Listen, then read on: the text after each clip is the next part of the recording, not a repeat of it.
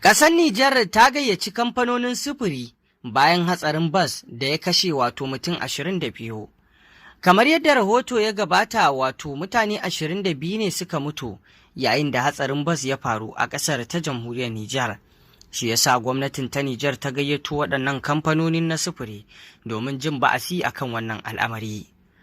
Gwamnatin Nijar ƙarƙashin Janar Darme Abdurrahman Chani ta gayyaci kamfanonin sufuri biyu domin amsa tambayoyi bayan wani mummunan hatsarin bas da ya yi sanadiyar mutuwar akalla mutum 22 ciki har da sojoji 17.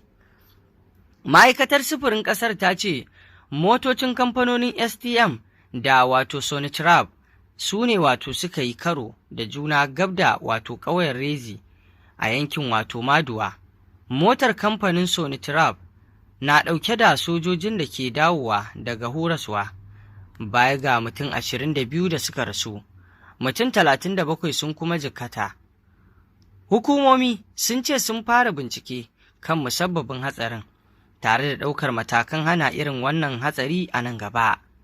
Hatsarin ya sake tayar da hankali kan matsalar haɗuran motoci a hanyar Nijar, inda ake yawan danganta su da gudun da yawanci ake yi na wuce kima, take dokokin hanya da kuma lodin da ya wuce ƙa'ida. Waɗannan abubuwa na daga cikin manyan abubuwan da ake kallon su suna haifar da matsala. Kamar yanzu idan muka ɗauki matsala ta farko, babban abu ne a ce gudun wuce kima. Duk wani direba motocin zirga-zirga su ringa gudun wuce kima, to fa hakan babban hatsari ne, musamman yayin da abu ya zo shirin faruwa. Idan ba gudu ake ba, za a samu sauƙinsa, kuma sannan za a samu a kauce da wannan abin. Amma idan ana gudun wuce kima, babu yanda za a yi a dakata. Idan motoci suna gudu, abu ne ƙalilan zai iya haddasa hatsari. To kaga gudun wuce kima ba shi da wani amfani.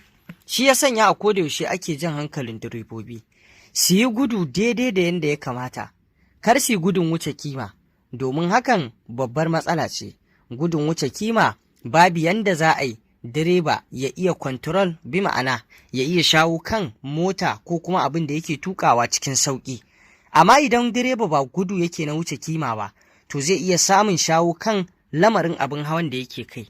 Amma idan yana gudun wuce kima, ba zai iya shawo kan lamarin ba. Take dokokin hanya da kuma lodin da ya wuce abin da yake na ƙa'ida. Take dokokin hanya, akwai guraren da ƙa'idarsa ga inda aka mota ta kamata ta bi. Idan nan hannunka ne, ga ta inda ya kamata ka bi, sai ka bi ta hannun da ba naka ba. Ko kuma saboda gudun wuce kima da kake kana sauri, sai ka shiga hannun da ba naka ba, kuma alhalin motar da ta taho hannunta ne. To kaga a maimakon ka shigo hannun da ba naka ba, sai ka haɗa hatsari. To kaga ka take dokar hanya. A ƙa'idar dokar hanya yana da kyau duk inda aka tsarawa direba a nan hannun, in a dama kake ka bi dama, in hagu kake ka bi hagu, to ka bi nan. Sai ka samu wani ya bar hannunsa na daman ya koma hagu yana tafiya. Kuma wani lokacin ma a kan kwana sai ka ga wai mutum ba zai kwana a hannunsa ba, sai ya koma hannun wani. Shi kuma wancan wanda yake hannunsa ne, idan ya shigo babu zato babu tsammani sai dai ka ji garam an yi karo. To kaga laifin wanda ya take dokar hanya ne, ga ka'idar inda aka shimfiɗa ya tsallaka zuwa hannun da ba nasa ba. Kuma mutum ya san idan zai yi overtaking zai shiga, ba zai duba cewar zai fita ba, ba motar da ta taho. Kawai mutum yana kallon motar da ta taho a hannunta take, amma saboda shi gashi mai sauri, ba zai iya haƙuri ya samu damar yin overtaking ba, sai ka ga ya shiga kawai, daga nan sai hatsari ya faru. To wannan duk karya dokar hanya ne. Kuma akwai gurin da an sa alama a ba a hankali, kai kuma sai ka zo kai gudu a gurin, bayan dokar hanya an gaya ma. Amma kaga wannan duk wanda ya irin wannan ganganci ne, kuma ganganci da rayuwar mutane da ka ɗauko sai an tume ka a kansa. Haka zalika lodin wuce kima. Ƙa'ida akwai lodin da aka ce duk direba ga lodin da zai, mota kaza ga irin lodin da za ta yi. Kai kanka a mazauninka na direba, idan kai lodin da ya wuce kima ka sani. Kar ka ɗauki kayan da zai iya cutar da mota wajen tafiyarta. Ka ɗauki kaya adadin nauyinta da nauyin da ba zai cutar da tafiyarku ba.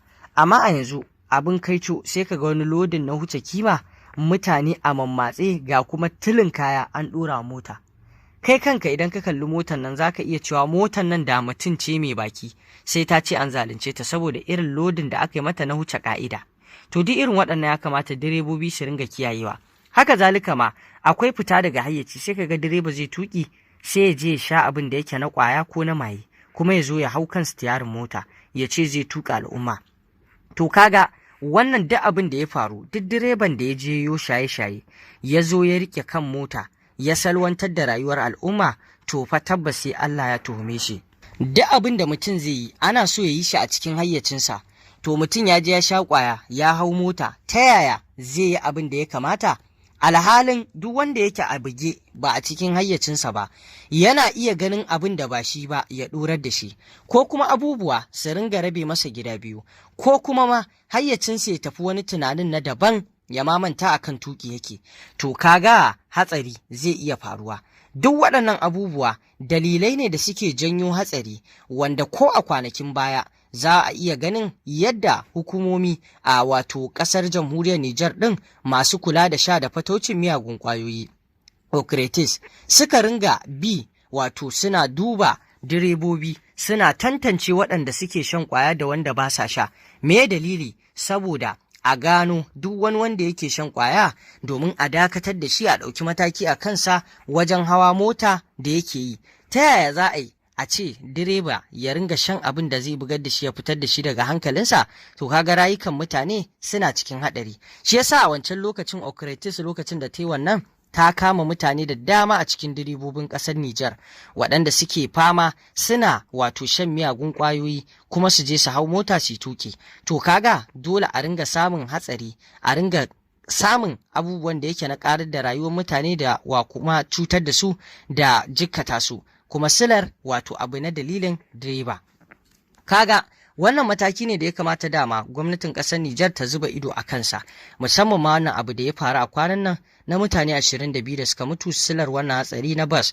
Kuma shi kansa wannan hatsarin idan aka yi bincike mai kyau za a iya gano babban dalili, tunda karo da juna aka yi tsakanin waɗannan motoci na kamfanonin biyu.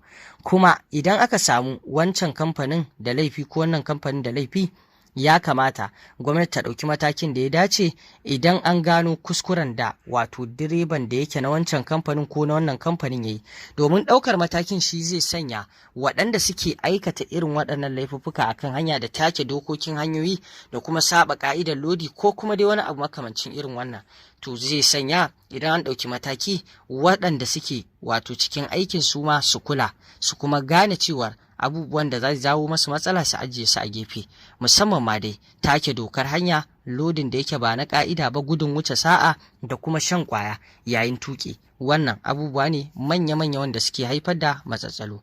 Allah ya sa mu dace, kuma Allah ya ba mu ikon gyarawa.